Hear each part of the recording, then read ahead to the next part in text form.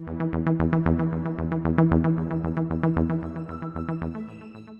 నుంచి చిత్తూరు జిల్లా వ్యాప్తంగా ఎక్కడైనా సరే ఎవరైనా హెల్మెట్ లేకుండా వెహికల్ డ్రైవ్ చేస్తే మాత్రము ఖచ్చితంగా ఆ వెహికల్ సీజ్ చేయడం జరుగుతుంది.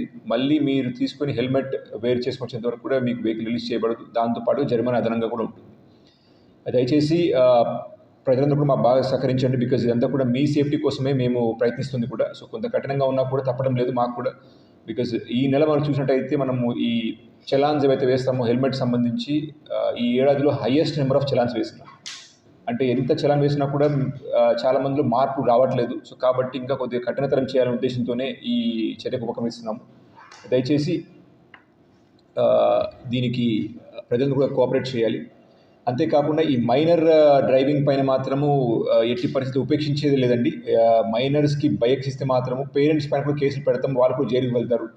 సో దీనిపైన కూడా ఇందాకనే ఇన్సిడెంట్స్ ఇవ్వడం జరిగింది. జిల్లాలో ఎట్టి పరిస్థితుల్లో ఎక్కడైనా సరే ఏదైనా ఇన్సిడెంట్లో మైనర్ బైక్ తోలినట్టుగా తెలిస్తే మాత్రము parents will go to jail.